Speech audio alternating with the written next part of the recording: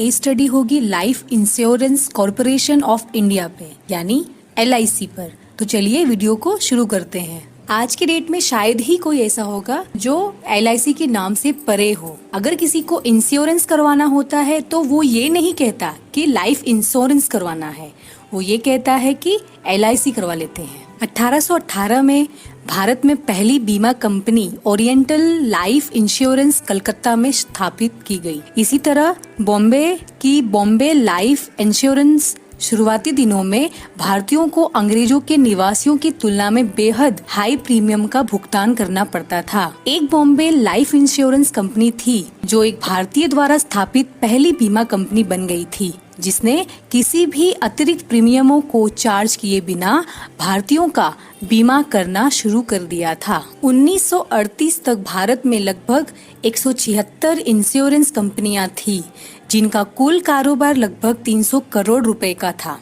यह उसी समय था जब इंश्योरेंस एक्ट 1938 को पास किया गया था।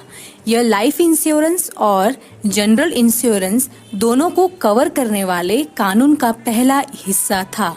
1 सितंबर 1956 को भारतीय जीवन बीमा निगम life insurance corporation of India को सभी भारतीयों के लिए स्थापित किया गया था। इसका हेडक्वार्टर मुंबई में है और साथ ही इसके 8 जोनल ऑफिस हैं, 113 डिविजनल ऑफिस, 2048 ब्रांच ऑफिस पूरे भारत में हैं। साथ ही 1408 सैटेलाइट से जुड़े ब्रांचेस हैं, 54 कस्टमर जोन्स हैं और 25 मेट्रो एरिया सर्विस हब हैं। आपको ये जानकर हैरानी होगी कि साल 1956 से लेकर 2000 तक भारत में LIC ही सिर्फ इंश्योरेंस कंपनी थी।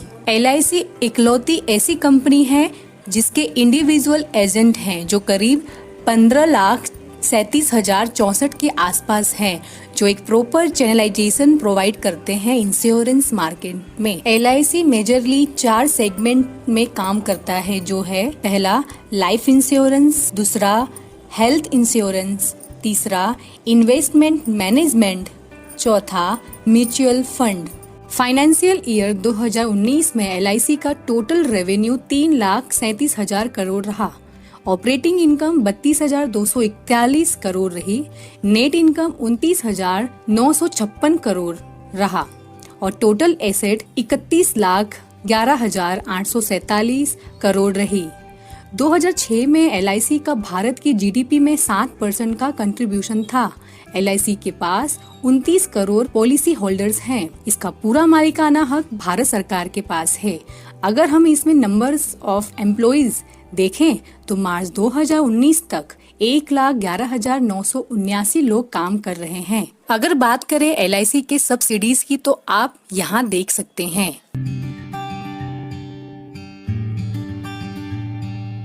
LIC 10 अलग अलग सेक्टर में इन्वेस्ट करती है। LIC हर साल करीब 50,000 करोड़ का इन्वेस्ट शेयर मार्केट में करती है। आप यहाँ देख सकते हैं कि किस सेक्टर और कंपनी में LIC का कितना इन्वेस्टमेंट है।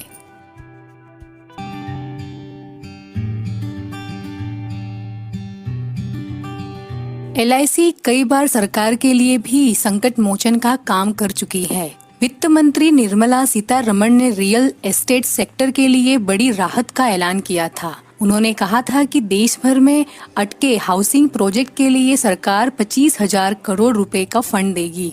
योजना के मुताबिक इसमें से 10,000 करोड़ रुपए सरकार देगी और बाकी 15,000 करोड़ रुपए भारतीय जीवन बीमा निगम यानी LIC और भारतीय स्टेट बैंक SBI द्वारा मिलकर दिया जाएगा। गौरतलब है कि इसके पहले खस्ताहाल बैंक IDBI के लिए भी LIC संकट मोचन बनकर आया था। LIC ने इस बैंक को बचाने के लिए इसकी 51% हिस्सेदारी खरीदी थी।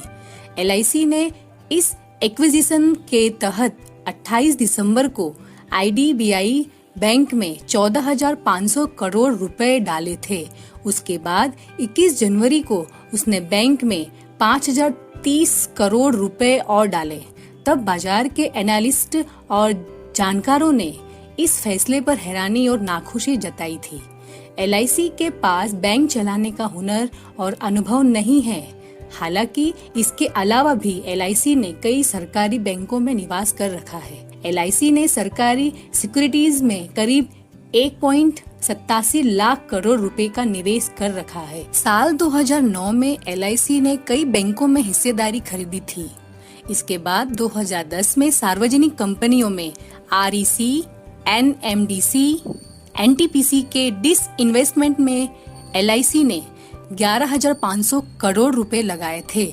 साल 2012 में जब इसी तरह ONGC का डिसइन्वेस्टमेंट फ्लॉप दिखाई दे रहा था, तो अंतिम समय में LIC उसमें 12,749 करोड़ रुपए लगाकर ऑफर किए गए शेयरों का 84% हिस्सा खरीद लिया था।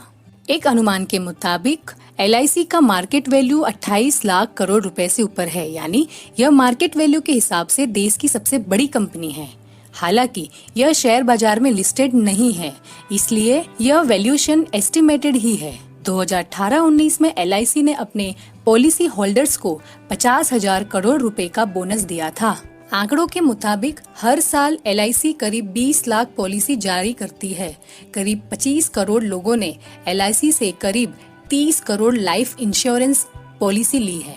LIC के पास सालाना करीब 3 लाख करोड़ रुपए का प्रीमियम जमा होता है। फाइनेंस मिनिस्टर निर्मला सीतारमण ने फाइनेंशियल ईयर 2020-21 का बजट पेश करते हुए यह ऐलान किया था कि LIC को शेयर बाजार में उतारा जाएगा, यानी उसका IPO लाया जाएगा। बजट 2020-21 में डिसइन्वेस्टमेंट प्रोसेस से 2.10 लाख करोड़ रुपए जुटाने का लक्ष्य रखा गया है।